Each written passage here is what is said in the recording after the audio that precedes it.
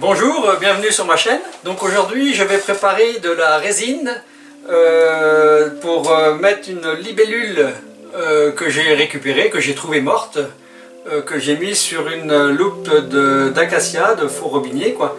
Et donc je vais en faire un accessoire pour mon petit-fils qui adore ces animaux là. Ensuite j'ai préparé un autre récipient avec des chutes de faux acacias, de robinier également, que je vais inclure dans la résine pour faire un bol. Donc pour ça j'ai également préparé, je me suis fabriqué une chambre à vide avec une ancienne cocotte minute. Je vais mettre sous vide pour éviter tout le bullage d'air. Même si cette résine là, la résine de chez Résine Pro, on peut l'utiliser, je l'ai déjà fait, bon elle bulle très peu, elle est très transparente, mais là bon avec la chambre à vide on enlève quand même tout le risque de bullage d'air, notamment entre les morceaux de bois, quelquefois on peut avoir des petits bullages d'air. Sur la libellule c'est pareil, on pourrait avoir sous les ailes ou des petits bullages d'air, avec la chambre à vide on enlève ce risque là. Donc là je vais maintenant préparer la résine. Donc c'est toujours le même dosage, pour 100 g de produit A, on ajoute 60 g de produit B.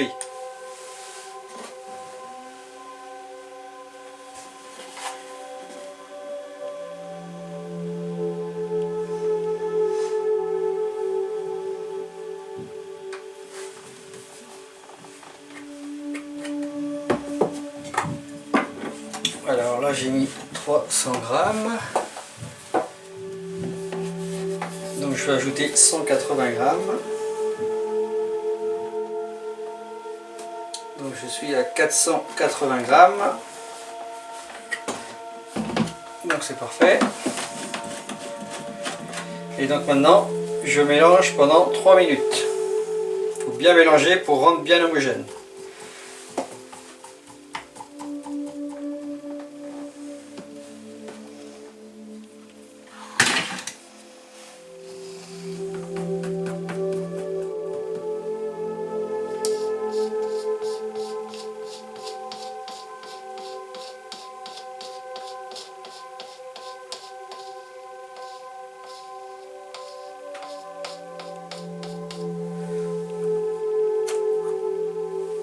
Alors je vais pouvoir vider tranquillement.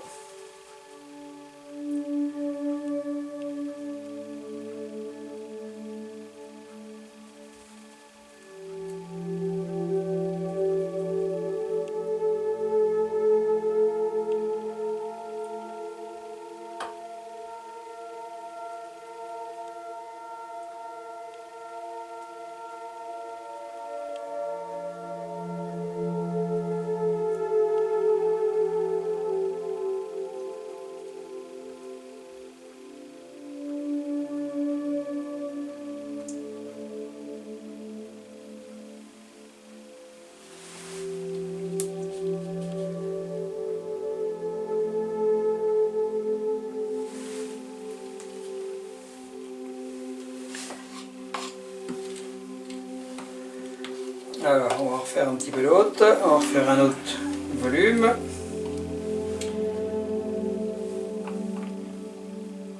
Donc je vais refaire la même quantité, je vais refaire 300 g et rajouter 180 g, puisque là il faut que je remplisse encore un petit peu. Donc j'ai collé avant le morceau de bois au fond pour pas que ça flotte. Là j'ai mis des collants exprès aussi, sinon le bois a tendance à remonter et du coup c'est fichu. Alors là je remets 300 g. Donc avec cette bascule là on arrive à être relativement précis quand même. Là je suis pile à 300 g. L'avantage de cette résine c'est qu'il n'y a pas d'odeur. Donc c'est pas du tout désagréable à appliquer. Donc là je vais ajouter 180 g. On va virer 480.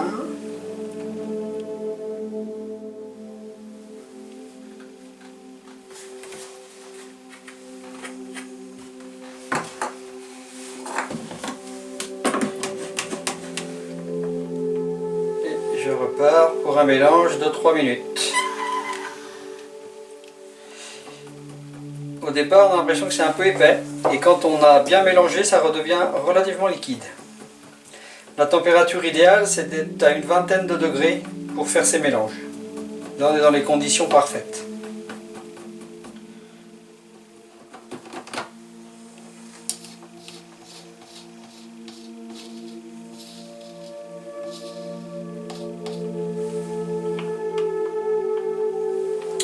Alors, je vais finir de remplir là.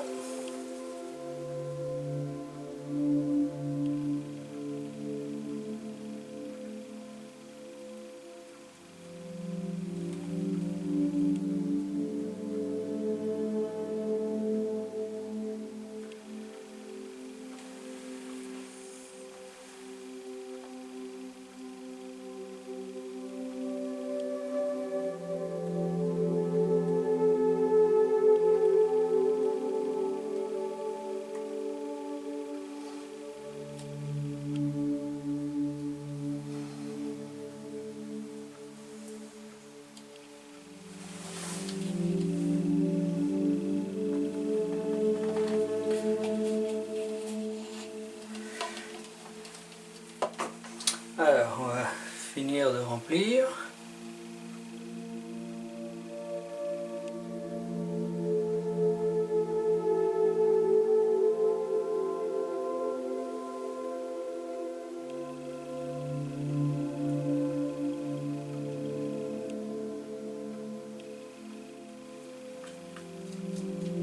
Non, on va mettre ça dans la chambre vide. Donc on va mettre ça sans renverser bien sûr.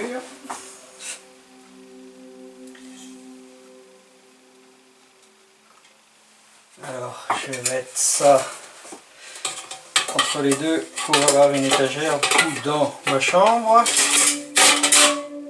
Voilà. Je vais poser ça dessus, au milieu.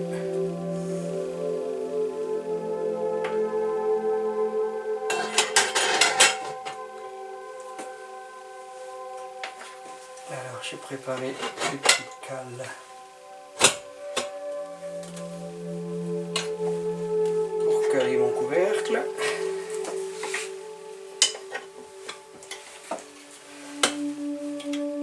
Voilà, et maintenant le fait de l'aspiration.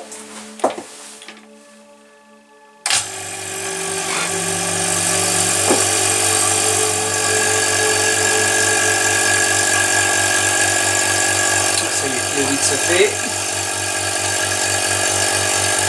Donc le joint ne prend pas bien sur tout le tour. J'ai mis des cales de bois pour le maintenir. Et là, ma pression monte.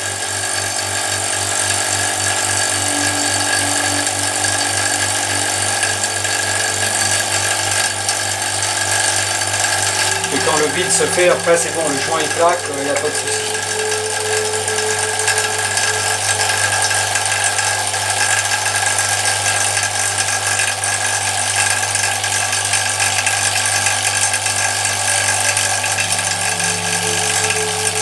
Voilà, ben je vous dis à bientôt pour le démoulage.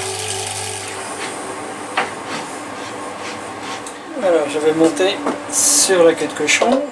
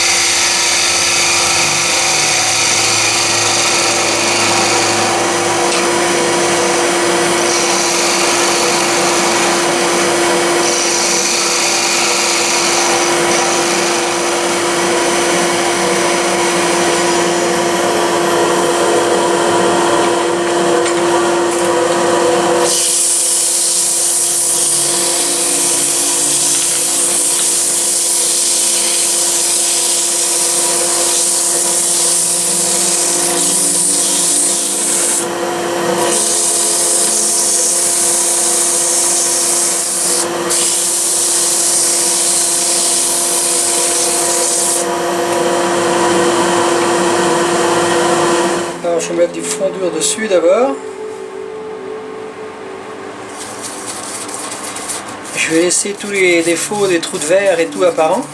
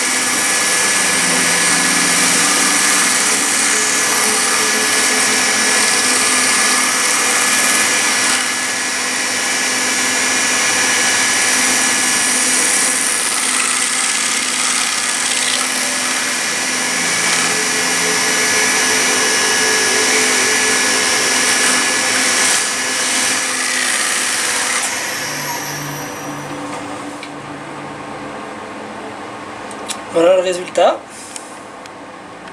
Voilà, c'est terminé. J'ai apposé ma petite signature. Donc c'est vrai que c'est très pratique avec les résines quand même pour utiliser toutes les chutes de bois, des morceaux qu'on peut comme ça assembler et faire des choses assez sympathiques. Il y a une finition assez sympa. J'ai laissé les trous de verre dans le bois apparent pour que ce soit rustique en même temps. Et on voit bien la résine très transparente à travers, hein. On voit bien la transparence,